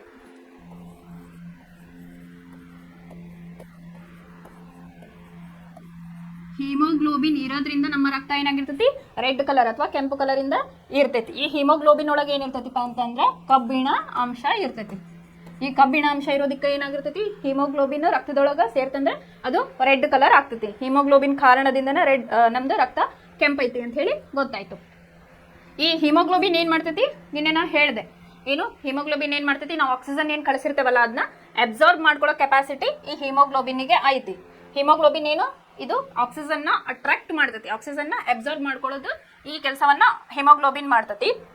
ಇನ್ನು WBC ಅದು ಬಿಳಿ ರಕ್ತ ಕಣಗಳು ಅಂತ ಹೇಳಿ ನಾವು ಇದಕ್ಕೆ ಕರಿತೀವಿ. ಏನಂತೀವಿ? ಬಿಳಿ ರಕ್ತ ಕಣಗಳು ಅಂತ ಹೇಳಿ ಕರಿತೀವಿ. ಇದು ಏನ್ ಮಾಡ್ತೈತಪ್ಪ ಅಂತಂದ್ರೆ ನಮ್ಮ ಜೀವಕೋಶ ಒಳಗೆ ಇದು ಒಂದು ಸೈನಿಕರ ಹಾಗೆ ಅಥವಾ ಕಾವಲುಗಾರರ ಹಾಗೆ ಇದು ಕೆಲಸ ಮಾಡ್ತೈತಿ. ಸೈನಿಕ ಅಥವಾ ಕಾವಲುಗಾರ. ಯಾಕ?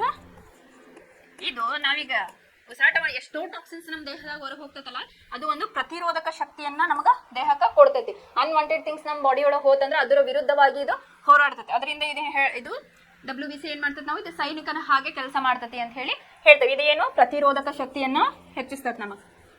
ಪ್ರತಿರೋಧಕ ಶಕ್ತಿ ಅಂದ್ರೆ ಈಗ ಯಾವ್ದೋ ಒಂದು ಡಿಸೀಸ್ ಇರಲಿ ಅಥವಾ ಅನ್ವಾಂಟೆಡ್ ಥಿಂಗ್ಸ್ ಅದರ ವಿರುದ್ಧ ಅದು ಹೋರಾಟವನ್ನ ಇಲ್ಲಿ ಮಾಡ್ತೈತಿ. ಪ್ರತಿರೋಧಕ ಶಕ್ತಿ ಏನ್ ಮಾಡ್ತೈತಿ, ನಮ್ಗೆ ಅಲ್ಲೇ ಅನ್ವಾಂಟೆಡ್ ಥಿಂಗ್ಸ್ ನ ಸುಟ್ಟು ಹಾಕ್ತೈತಿ ಅಥವಾ ಅದ್ರ ವಿರುದ್ಧ ಇದು ಹೋರಾಡ್ತೈತಿ. ಇನ್ನು WBC ಸೆಲ್ಸ್ ಎಕ್ಸೀಡ್ನು ಆಗ್ಬಾರ್ದು, ಎಕ್ಸೆಸ್ ಆಗ್ಬಾರ್ದು, ಮತ್ತು ಕಡಿಮೆನೂ ಆಗ್ಬಾರ್ದು.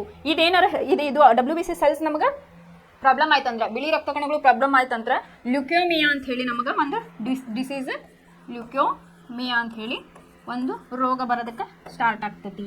ಈಗ ನೋಡಿರ್ತೀರಿ ಡೆಂಗ್ಯೂ ಅದು ಬಂದಾಗ ಬಿಳಿ ರಕ್ತ ಕಣಗಳು ಕಡಿಮೆ ಆಗಿರ್ತಾವೆ. ಅವಾಗ ಏನು ಮಾಡ್ತಾರೆ, ಮನೆಯೊಳಗೆ ಪಪ್ಪಾಯ ಎಲೆಯ ಒಂದು ಜ್ಯೂಸನ್ನು ಕುಡಿತಾರೆ. ಯಾಕಂತಂದ್ರೆ ಪಪ್ಪಾಯ ಎಲೆ ಒಳಗೆ ಏನಾಗಿರ್ತೈತಿ ಅಂತಂದ್ರೆ ಒಂದು ಬಿಳಿ ರಕ್ತ ಕಣಗಳನ್ನು ಹೆಚ್ಚಿಸೋ ಒಂದು ಅಂಶ ಇರ್ತೈತಿ. ಆದ್ರಿಂದ ಏನು ಮಾಡ್ತಾರೆ ಅಂತಂದ್ರೆ ಡೆಂಗ್ಯೂ ಪೇಷಂಟ್ ಅಥವಾ WBC ಯಾರಿಗೆ ಕಮ್ಮಿ ಆಗಿರ್ತೈತಲ್ಲ ಅವರಿಗೆ ಪಪ್ಪಾಯ ಎಲೆಯ ಜ್ಯೂಸನ್ನು, ಪಪ್ಪಾಯ ಹಣ್ಣಲ್ಲ ಪಪ್ಪಾಯ ಎಲೆಯ ಜ್ಯೂಸನ್ನು ಇವ್ರಿಗೆ ಕೊಡ್ತಾರ. ಇನ್ನು RBC ಹೇಳಿದೆ, ಈ ಹಿಮೋಗ್ಲೋಬಿನ್ ಕಡಿಮೆ ಆದ್ರೆ ಎನೇಮಿಯಾ ಅಂತ ಹೇಳಿ ರೋಗ ಬರಕ್ಕೆ ಸ್ಟಾರ್ಟ್ ಆಕೈತಿ. ಎನೇಮಿಯಾ ಅಂತ ಹೇಳಿ ಬರ್ತೈತಿ. ಈಗ ಬ್ಲಡ್ ಕಮ್ಮಿ ಆದ್ರೆ ಏನ್ ಮಾಡ್ತಾರೆ, ಬ್ಲಡ್ ಹಾಕ್ತಾರಲ್ಲ, ಎನರ್ಜಿನೇ ಇರೋದಿಲ್ಲ ಅವ್ರಿಗೆ. ಬ್ಲಡ್ ಕಮ್ಮಿ ಆದಾಗ ಐರನ್ ಕಂಟೆಂಟ್ ಫುಲ್ ಕಡಿಮೆ ಆಗಿರ್ತದೆ. ಅದಕ್ಕೆ ಈಗ ಏನ್ ಮಾಡ್ತಾರ, ಲೇಡೀಸ್ಗೆ usually iron rich tablet, folic acid tablet ಕೊಡೋದು ಇದರಿಂದ. ಯಾಕಂದ್ರೆ ಹಿಮೋಗ್ಲೋಬಿನ್ ಅಂಶ ಕಡಿಮೆ ಆತಂದ್ರೆ ಅನೇಮಿಯಾ ಬರಕ ಸ್ಟಾರ್ಟ್ ಆಗ್ತೈತಿ. ಅದಕ್ಕೆ ನಾವ್ ಏನ್ ಮಾಡ್ಬೇಕು, ಐರನ್ ರಿಚ್ ಫುಡ್ ಅನ್ನ ಜಾಸ್ತಿಯಾಗಿ ತಿಂದಾಗ ನಮಗೆ ಈ ರೋಗಗಳು ಬರೋದಿಲ್ಲ. ಅನೇಮಿಯಾ ಅಂತ ರೋಗಗಳು ನಮಗೆ ಬರೋದಿಲ್ಲ. ಇನ್ನು ಕಿರುತಟ್ಟೆಗಳು ಅಂತ ಹೇಳ್ದೆ ನಾನು. ಮೂರನೇದು ಯಾವುದು?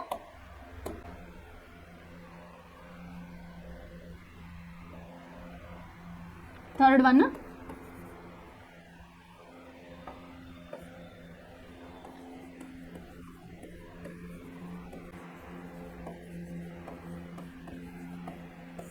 ಮೂರನೇದು ಕಿರುತಟ್ಟೆಗಳು. ರಕ್ತ ಕಣಗಳಲ್ಲಿ ಮೂರನೇ ವಿಧ ಯಾವುದು? ಕಿರುತಟ್ಟೆಗಳು ಅಂತ ಹೇಳಿ ಕರಿತೇವೆ. ಈ ಕಿರುತಟ್ಟೆಗಳು ಏನ್ ಮಾಡ್ತಾವಪ್ಪ ಅಂತಂದ್ರೆ ರಕ್ತವನ್ನ ಹೆಪ್ಪುಗಟ್ಟಾಕ ಹೆಲ್ಪ್ ಮಾಡ್ತವೆ. ಇದರದ್ದು ರೋಲ್ ಏನು? ರಕ್ತವನ್ನ ಹೆಪ್ಪುಗಟ್ಟಿಸುವಿಕೆ.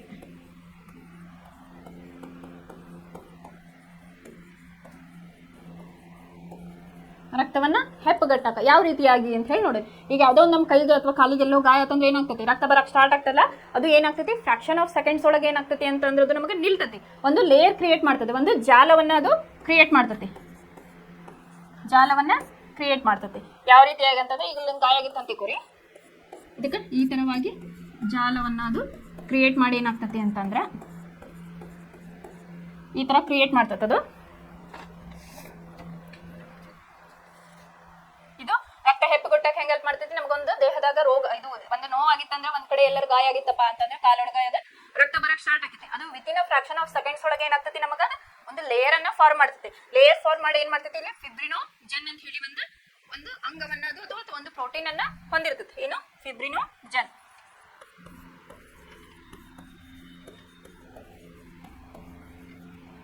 ಇದೇನೈತಲ್ಲ ಫಿಬ್ರಿನೋಜನ್ ಅಂತ ಹೇಳಿ ಒಂದು ಪ್ರೋಟೀನ್ ಅನ್ನೋದು ಹೊಂದಿರ್ತೈತಿ. ಯಾವುದು ಕಿರುತಟ್ಟೆಗಳು ಏನ್ ಮಾಡ್ತಾವಪ್ಪ ಅಂತಂದ್ರೆ ಈಗ ಒಂದು ಗಾಯ ಆಗಿತ್ತಂದ್ರೆ ಏನ್ ಮಾಡ್ತಾವೆ, ಹಿಂಗ ಫಸ್ಟ್ ಅದು ಒಂದು ಬಲೆಯನ್ನ ಬೀಸ್ತಾವ. ಫಸ್ಟ್ ಏನ್ ಮಾಡ್ತೈತಿ, ಒಂದು ಲೇಯರ್ ಅನ್ನೋದು ಫಾರ್ಮ್ ಮಾಡ್ತೈತಿ. ಫಸ್ಟ್ ಜಾಲವನ್ನ ಬೀಸಿ ಏನ್ ಮಾಡ್ತೈತಿ, ಅಲ್ಲೇ ಹಿಂಗ ಎಲ್ಲೆಲ್ಲಿ ಸ್ಪೇಸ್ ಇರ್ತೈತಲ್ಲ ಅಲ್ಲಿ ಕ್ಲೋಸ್ ಮಾಡ್ತೈತಿ. ಅವಾಗ ನಮಗೆ ಏನಾಗ್ತೈತಿ ಅಂತಂದ್ರೆ ರಕ್ತ ಹೊರಗೆ ಬರ್ತಿರ್ತೈತಲ್ಲ ಅದು ಕಮ್ಮಿ ಮಾಡ್ತೈತಿ. ಇನ್ನ ಸಿಹಿ ಮೈ ಅಂತ ಹೇಳ್ತಿರ್ತಾರ ಒಬ್ಬೊಬ್ರು, ಅವ್ರಿಗೆ ಏನಾಗ್ತಿರ್ತೈತಿ, ಪೇನ್ ಬಂದ್ರೆ ಬೇಗ ಹೋಗಲ್ಲ. ಯಾಕೆ ಹೋಗಲ್ಲ ಅಂತಂದ್ರೆ ಈಗ ಗ್ಲೂಕೋಸ್ ಎಷ್ಟು ಇರ್ಬೇಕು ಅಷ್ಟೇ ಇರ್ಬೇಕು ನಮ್ಮ ಮೈಯೊಳಗೆ, ಅದು ಎಕ್ಸಸ್ ಆದ್ರೆ ಏನಾಗ್ತೈತಿ ನಮಗೆ ಅಡ್ವರ್ಸ್ ಇಫೆಕ್ಟ್ ಅನ್ನ ಅದು ಫಾರ್ಮ್ ಮಾಡ್ತೈತಿ. ಈಗ ಡಯಾಬಿಟಿಸ್ ಪೇಷಂಟ್ ಅದೇನಂತಾರೆ ಮಧುಮೇಹಿಗಳು ಅಂತ ಹೇಳಿ ಕರೀತಾರ ಕನ್ನಡದೊಳಗೆ. ಅದೇನಾಗಿರ್ತೈತಿ ಅಂದ್ರೆ ಅವ್ರ ಇದ್ರೊಳಗೆ ಬ್ಲಡ್ ಯಾವುದು ಗ್ಲೂಕೋಸ್ ಅಂಶ ಜಾಸ್ತಿ ಆಗಿ ಏನಾಗಿರ್ತೈತಿ, ಈ ಕಿರುತಟ್ಟೆಗಳು ಜಾಸ್ತಿ ಸರಿಯಾಗಿ ಕೆಲಸ ಮಾಡೋದಿಲ್ಲ. ಈ ಜಾಲ ಏನಿರ್ತೈತಲ್ಲ ಅದು ಸರಿಯಾಗಿ ಆಗೋದಿಲ್ಲ, ಜಾಲವನ್ನ ಅದು ಸರಿಯಾಗಿ ಮಾಡೋದಿಲ್ಲ. ಯಾವುದು ಫಿಬ್ರಿನೋಜಿನ್ ಏನ್ ಪ್ರೋಟೀನ್ ಇರ್ತೈತಲ್ಲ ಅದು ಸರಿಯಾಗಿ ಇದು ಜಾಲವನ್ನ ಮಾಡೋದಿಲ್ಲ. ಅವಾಗ ಏನಾಗ್ತೈತಿ ಅಂತಂದ್ರೆ ಅವ್ರಿಗೆ ರಕ್ತ ಬೇಗ ನಿಲ್ಲೋದಿಲ್ಲ. ಶುಗರ್ ಪೇಷಂಟಿಗೆ ನೋಡ್ರಿ ನೀವು, ಅವರೆಲ್ಲ ಹೇಳ್ತಿರ್ತಾರೆ ಗಾಯ ಆತಂದ್ರೆ ನಮಗೆ ಬೇಗ ವಾಸಿ ಆಗಲ್ಲ ಅಂತ ಹೇಳೋ ಕಾರಣ ಅಂತಂದ್ರೆ ಈ ರಕ್ತ ಕಿರುತಟ್ಟೆಗಳು ಏನಿರ್ತಾವಲ್ಲ ಅದ್ರೊಳಗೆ ಫಿಬ್ರಿನೋಜನ್ ಅನ್ನೋ ಅಂಶ ಏನಿರ್ತೈತಲ್ಲ ಅದು ಸರಿಯಾಗಿ ಅವರಿಗೆ ಕೆಲಸವನ್ನ ಮಾಡ್ತಾ ಇರಲ್ಲ. ಈಗ ಏನೇನು ಗೊತ್ತಾಯ್ತು, ನಮ್ಮ ರಕ್ತ ಕಣಗಳಲ್ಲಿ ಯಾವ್ಯಾವು, ಕೆಂಪು ರಕ್ತ ಕಣ, ಬಿಳಿ ರಕ್ತ ಕಣ, ಆಮೇಲೆ ಕಿರುತಟ್ಟೆಗಳ ಬಗ್ಗೆ ತಿಳಿದುಕೊಂಡ್ವಿ. ಇನ್ನು ನೆಕ್ಸ್ಟ್ ಏನ್ ಮಾಡೋಣ ಅಂತಂದ್ರೆ ರಕ್ತದ ಒಂದು ಕಾರ್ಯಗಳೇನು ಅಂತ ಹೇಳಿ ತಿಳಿದುಕೊಳ್ಳೋಣ.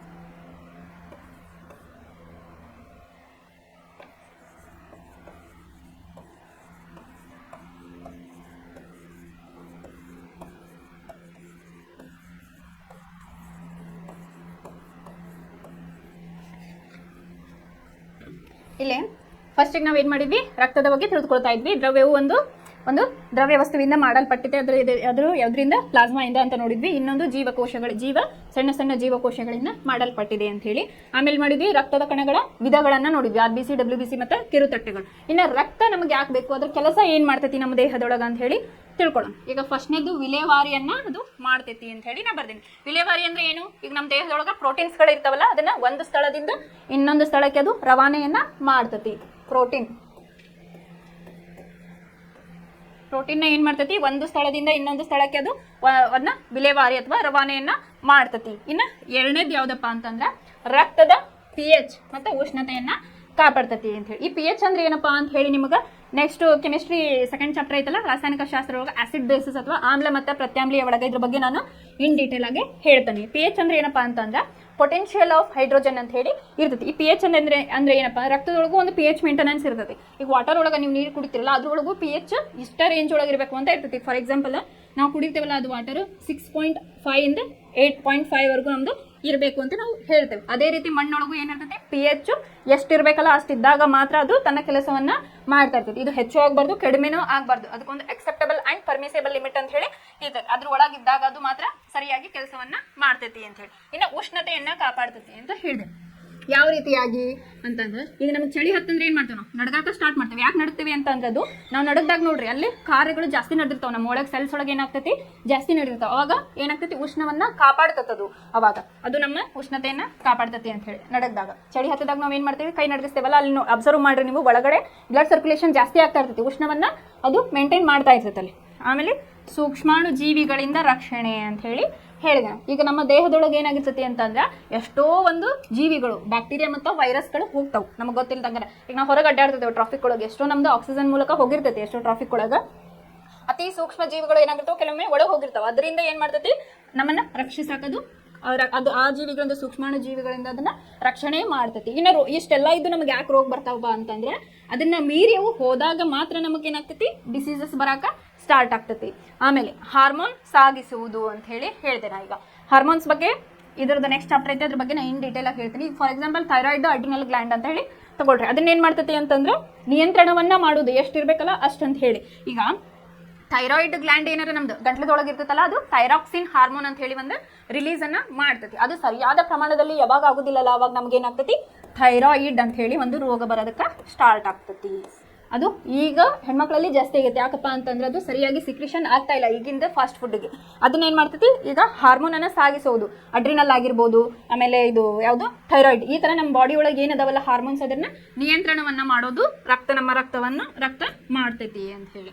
ಇನ್ನ ದೇಹದಲ್ಲಿನ ನೀರಿನ ಸಮತೋಲನ ಅಂತ ಹೇಳಿ. ಈಗ ನಾವು ನೀರು ಕುಡಿತೇವೆ, ನೀರು ಕುಡಿದಾಗ ಅದೇನು ಅಲ್ಲೇ ಇರ್ಬೇಕಾ, ಅದೇನ್ ಮಾಡ್ತೈತಿ, ಸರ್ಟನ್ ಏನ್ ಮಾಡ್ತೈತಿ, ನಮ್ಮ ಟಾಕ್ಸಿನ್ಸ್ ಅನ್ನ ತಗೊಂಡು ಯೂರಿನ್ ಮೂಲಕ ಹೊರಗಡೆ ಹೋಗ್ತೈತಿ. ಎಕ್ಸಾಂಪಲ್ ಕಿಡ್ನಿ ಮತ್ತು ಯೂರಿನರಿ ಬ್ಲಾಡರ್. ಯಾವ್ದ್ಯಾವ್ದು ನಮ್ಮ ದೇಹದಲ್ಲಿ ಕಿಡ್ನಿ ಮತ್ತು ಯೂರಿನರಿ ಬ್ಲಾಡರ್ ಏನದಾವಲ್ಲ ಅದು ವಾಟರ್ನ ಕಂಟ್ರೋಲ್ ಮಾಡ್ತೈತಿ ಅಂತ ಹೇಳಿ ಹೇಳ್ಬೋದು. ಅಂದ್ರೆ ಇಲ್ಲೇ ನಾವೇನು ನೀರು ಕುಡಿತವಲ್ಲ, ಈ ಯೂರಿನರಿ ಬ್ಲಾಡರ್ ಏನಿರ್ತೈತಲ್ಲ, ನೆಕ್ಸ್ಟ್ ಚಾಪ್ಟರ್ ಐತಿ ನಿಮಗೆ ವಿಸರ್ಜನೆ ಅಂತೇಳಿ, ಅದ್ರವಾಗ ನಾನು ಇನ್ ಡೀಟೇಲ್ ಆಗಿ ಹೇಳ್ತೇನೆ. ಈ ಕಿಡ್ನಿ ಮತ್ತು ಯೂರಿನರಿ ಬ್ಲಾಡರ್, ಈ ಯೂರಿನರಿ ಬ್ಲಾಡರ್ ಏನೈತಲ್ಲ ನಮ್ಮ ಟಾಕ್ಸಿನ್ಸ್ ಅನ್ನ ಹೊರಗಡೆ ಹಾಕ್ತತಿ ಯೂರಿನ್ ಮೂಲಕ. ಅದಕ್ಕೆ ಏನ್ ಹೇಳ್ಯಾರ, ದೇಹದಲ್ಲಿನ ನೀರಿನ ಸಮತೋಲನವನ್ನ ಕಾಪಾಡ್ತತಿ ಅಂತ ಹೇಳಿದ್ದಾರೆ. ಈಗ ನಾ ಹೇಳಿದ್ನಲ್ಲ, ವಿಲೇವಾರಿ ಮಾಡ್ತತಿ, ರಕ್ತದ pH ಮತ್ತು ಉಷ್ಣತೆಯನ್ನ ಕಾಪಾಡ್ತತಿ, ಸೂಕ್ಷ್ಮ ಜೀವಿಗಳ ವಿರುದ್ಧ ಹೋರಾಟ ಮಾಡ್ತತಿ, ಮತ್ತು ಹಾರ್ಮೋನ್ ಅನ್ನ ಬ್ಯಾಲೆನ್ಸ್ ಆಗಿ ಇಡ್ತತಿ ಅಂತ ಹೇಳಿ ದೇಹದಲ್ಲಿ ನೀರಿನ ಸಮತೋಲನವನ್ನು ಕೂಡ ಮಾಡ್ತತಿ ಅಂತ ಹೇಳಿ. ಆಕ್ಚುಲಿ ಏನಂತಂದ್ರೆ ನಮ್ಮ ದೇಹದೊಳಗ ಎಲ್ಲಾ ಅಂಗಗಳು ಒಂದೊಂದು ವೈಶಿಷ್ಟ್ಯವನ್ನ ಹೊಂದವ್. ಈಗ ಲಿವರ್ ಆಕ್ಟಿವಿಟಿ ಚೆನ್ನಾಗಿತ್ತಪ್ಪ ಅಂತಂದ್ರೆ, ಅಂದ್ರೆ ಲಿವರ್ ವರ್ಕ್ ಚೆನ್ನಾಗಿತ್ತಂದ್ರೆ ನಾವು ಫುಲ್ ಆಕ್ಟಿವ್ ಆಗಿ ಇರ್ತೇವೆ ನಾವು. ಆಮೇಲೆ ಕಿಡ್ನಿ ಏನಾರ ಚೆನ್ನಾಗಿತ್ತಪ್ಪ ಅಂತಂದ್ರೆ ಅಂದ್ರೆ ನಮ್ದು ಟಾಕ್ಸಿನ್ಸ್ ಎಲ್ಲ ಸರಿಯಾಗಿ ಹೊರಗಡೆ ಹೋಗ್ತಾವು, ಯೂರಿನರಿ ಬ್ಲಾಡರ್ ಮೂಲಕ ಹೊರಗಡೆ ಹೋಗ್ತಾವು. ಯಾವಾಗ ನಮ್ದು ಕಿಡ್ನಿ ಪ್ರಾಬ್ಲಮ್ ಆಗ್ತದಲ್ಲ, ಅಥವಾ ಕಿಡ್ನಿ ಹೀಟ್ ಅಂತ ಹೇಳಿ ಕರಿತೇವೆ, ಈಗ ಸ್ಟೋನ್ ಆಗ್ತಾವ ಅಂತ ಹೇಳಿ ನಾವು ಕರಿತೇವಲ್ಲ ಕಿಡ್ನಿ ಒಳಗ, ಅದು ಯಾವ್ದ್ರಿಂದ ಆಗಿರ್ತದಪ್ಪ ಅಂತಂದ್ರೆ ಡಿಹೈಡ್ರೇಷನ್, ಅಥವಾ ನೀರನ್ನ ಸರಿಯಾಗಿ ನಾವು ಕುಡಿದಿರಂಗಿಲ್ಲ. ಅವಾಗ ಏನಾಗ್ತೈತಿ, ಕಿಡ್ನಿ ಹೀಟ್ ಆಗಿ ಏನಾಗ್ತೈತಿ, ನಮಗೆಲ್ಲ ಸ್ಟೋನ್ ಫಾರ್ಮೇಷನ್ ಆಗಾಕ ಸ್ಟಾರ್ಟ್ ಆಗ್ತೈತಿ. ಇನ್ನು ಕೋಲ್ಡ್ನೆಸ್ ಅಂತ ಆಗ್ತೈತಿ ಕಿಡ್ನಿ ಒಳಗೆ ಮತ್ತೆ ಯೂರಿನರಿ ಬ್ಲಾಡರ್ ಒಳಗೆ ಕೋಲ್ಡ್ನೆಸ್ ಆತ ಅಂತಂದ್ರೆ ಏನಾಗ್ತೈತಿ ಅಂತಂದ್ರೆ ಯೂರಿನ್ ಜಾಸ್ತಿ ಹೋಗಕ್ಕೆ ಸ್ಟಾರ್ಟ್ ಆಗ್ತೈತಿ. ಯೂರಿನ್ ಏನಾಗ್ತೈತಿ, ಜಾಸ್ತಿ ಹೋಗಕ್ಕೆ ಸ್ಟಾರ್ಟ್ ಆಗ್ತೈತಿ ಕಿಡ್ನಿ ಕೋಲ್ಡ್ ಆತಂದ್ರೆ. ಅದಕ್ಕೆ ಏನ್ ಮಾಡ್ಬೇಕು ನಾವು, ಬಾಡಿ ಇತ್ತಾಗ ಹೀಟು ಅಲ್ಲ ಇತ್ತಾಗ ಕೋಲ್ಡು ಅಲ್ಲ, ಆ ರೀತಿಯಾಗಿ ಮೇಂಟೈನ್ ಮಾಡ್ಕೋತಾ ಹೋಗ್ಬೇಕು. ಲಿವರ್ ಏನಾರು ನಮ್ದು ಲಿವರ್ ಏನಾರು ಚಲೋ ಇತ್ತಂದ್ರೆ, ಕಿಡ್ನಿ ಮತ್ತು ಲಿವರ್ ನಮ್ದು ಬಾಡಿ ಒಳಗೆ ಎಲ್ಲ ಅಂಗಗಳು ಸರಿಯಾಗಿ ಕೆಲಸ ಮಾಡ್ತೇವೆ ಅಂತ ಹೇಳ್ಬೋದು. ಲಿವರ್ ಚಲೋ ಆಗಿತ್ತಂದ್ರೆ ನಮ್ದು ಆಕ್ಟಿವಿಟಿ ಚೆನ್ನಾಗಿರ್ತದೆ. ಆಕ್ಟಿವಿಟಿ ಚೆನ್ನಾಗಿದ್ದಾಗ ನಾವು ಫುಡ್ಡನ್ನ ಚೆನ್ನಾಗಿ ತಗೋತೇವೆ.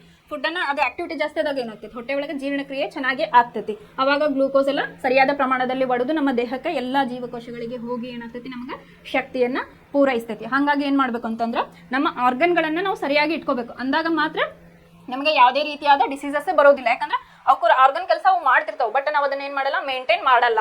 ಏನ್ ಮಾಡ್ತಿರ್ತೇವೆ, ರಾತ್ರಿ ಟೈಮ್ ಹೆಂಗಂತಂದ್ರ ನಮ್ದು ವೇಸ್ಟೇಜ್ ಎಲ್ಲ, ಈಗ ಏನು ಊಟ ಮಾಡಿರ್ತೇವಲ್ಲ ಅದೆಲ್ಲ ಏನಾಗ್ತಿರ್ತೈತಿ, ಕ್ರಿಯೆಗಳೇ ನಡೀತಿರ್ತಾವೆ. ಈ ಕಿಡ್ನಿ ಏನ್ ಮಾಡ್ತಿರ್ತೈತಿ, ತನ್ನ ಕೆಲಸ ತಾನು ಮಾಡ್ತಾ ಇರ್ತೈತಿ. ಅವಾಗ ನಾವು ಏನು ಮಾಡ್ತೇವೆ ಅಂತಂದ್ರೆ ಹೆಚ್ಚಿನ ಒಂದು ಸ್ಟ್ರೆಸ್ ಕೊಡ್ತೇವೆ ಕಣ್ಣಿಗೆ, ಮೊಬೈಲ್ ನೋಡೋದಾಗಿರ್ಬೋದು, ಟಿವಿ ನೋಡೋದಾಗಿರ್ಬೋದು.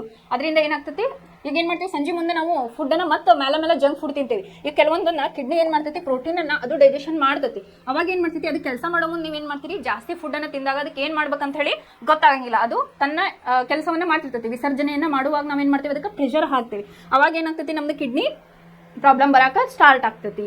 ಅದೇ ರೀತಿಯಾಗಿ ಸ್ಟಮಕ್ಕಿಗೂ ಅಷ್ಟೇ. ಸ್ಟಮಕ್ ಏನು ಮಾಡ್ತೀವಿ, ಹೊಟ್ಟೆಗೆ ಏನು ಮಾಡ್ತೀವಿ ನಾವು, ತಿಂದಿರ್ತೀವಿ, ಹೊಟ್ಟೆ ತುಂಬ ಹೆಚ್ಚಿಗೆ ತಿನ್ನೋದು. ನಾ ಹೇಳಿದೆ ಈಗ ಫುಡ್ ಏನು ತಿಂತಿರ್ತೇವಲ್ಲ ನಾವು, ಒಂದು 65 to 70% ಫುಡ್ ಇತ್ತಂದ್ರೆ 30 to 35% ನೀರು ಇರಬೇಕು. ನಾವು ಅದಕ್ಕೆ ಜಾಗನ ಮಾಡಲ್ಲ. ಹೆವಿ ಫುಡ್ ತಿಂದು ಏನು ಮಾಡ್ಬಿಡ್ತೀವಿ, ಸ್ಟಮಕ್ನ ಇಂಬ್ಯಾಲೆನ್ಸ್ ನಾವು ಮಾಡ್ತೇವೆ. ಅದೇ ರೀತಿಯಾಗಿ ಲಂಗ್ಸ್ ಸರಿಯಾಗಿ ಉಸಿರಾಟವನ್ನು ಮಾಡಲ್ಲ, ಗಾಳಿಗೆ ಹೋಗಲ್ಲ. ಅದೇ ಹಂಗೆ ನಮ್ಗೆ ಲಂಗ್ಸ್ ಪ್ರಾಬ್ಲಮ್ ಬರಾಕ ಸ್ಟಾರ್ಟ್ ಆಗ್ತೈತಿ. ಕಾರ್ಬನ್ ಡೈಆಕ್ಸೈಡ್ ಸರಿಯಾಗಿ ಹೊರಗಡೆ ಹೋಗಲಿಲ್ಲ ಅಂದ್ರೆ ಏನಾಗ್ತೈತಿ ಅಂತಂದ್ರೆ ಅದು ಹಾರ್ಟಿಗೆ ಎಫೆಕ್ಟ್ ಆಗ್ತೈತಿ. ಕಾರ್ಬನ್ ಡೈಆಕ್ಸೈಡ್ ಕೂಡಿ ಕೂಡಿ ಏನಾಗ್ತೈತಿ ಅಲ್ಲಿ ಹಾರ್ಟ್ ಬ್ಲಾಕೇಜಸ್ ಕೇಳ್ತಿರಲ್ಲ, ಈಗ ಹಾರ್ಟ್ ಬ್ಲಾಕೇಜ್ ಆಗೈತಿ ಅಂತ ಹೇಳ್ತಾರಲ್ಲ, ಅದಕ್ಕೆ ಏನಂತಂದ್ರೆ ಕಾರ್ಬನ್ ಡೈಆಕ್ಸೈಡ್ ತುಂಬ್ಕೊಂಡ್ಬಿಟ್ಟಿರ್ತೈತಿ ಬ್ಲಾಕೇಜ್ ಆಗಿ. ಅವಾಗ ಏನಾಗ್ತೈತಿ, ಹಾರ್ಟ್ ಪ್ರಾಬ್ಲಮ್ ಬರಾಕ ಸ್ಟಾರ್ಟ್ ಆಗ್ತಿರ್ತೈತಿ. ಇದೇ ರೀತಿ ಏನಂತಂದ್ರೆ ಪ್ರತಿಯೊಂದು ಆರ್ಗನ್ನು ತನ್ನದೇ ಆದಂಥ ಒಂದು ಕೆಲಸವನ್ನ ಹೊಂದಿದಾವು. ಇನ್ನು ನೆಕ್ಸ್ಟ್ ಕ್ಲಾಸ್ ಒಳಗೆ ಏನು ಮಾಡೋಣ, ಹೃದಯದ ಬಗ್ಗೆ ನಾವು ತಿಳ್ಕೊಳ್ಳೋಣ. ಹೃದಯ ಒಂದೇನು, ಅದು ಒಂದು ಸ್ನಾಯುಗಳಿಂದ ಕೂಡಲ್ಪಟ್ಟಿದೆ, ಸಂಯೋಜಕ ಅಂಗಾಂಶ ಅಂತ ಹೇಳಿ ನಾವು ಕರಿತೀವಿ. ಅದ್ರ ಬಗ್ಗೆ ಅದ್ರದ್ದು ಇಂಪಾರ್ಟೆನ್ಸ್ ಏನು, ಅದ್ರೊಳಗೆ ಎಷ್ಟೊಂದು ಪಾರ್ಟ್ಸ್ ಇರ್ತಾವೆ, ಎಡ ಉತ್ಕರ್ಣ, ಬಲ ಉತ್ಕರ್ಣ, ಈ ಥರ. ನಾಳೆ ಅದನ್ನೇನು ಮಾಡೋಣ, ಇನ್ ಡೀಟೇಲ್ ಆಗಿ ನಾವು ವಿತ್ ಡ್ರಾಯಿಂಗ್ ಮೂಲಕ ನಮ್ಮ ಹೃದಯದ ಬಗ್ಗೆ ತಿಳ್ಕೊಳ್ಳೋಣ. ಧನ್ಯವಾದಗಳು.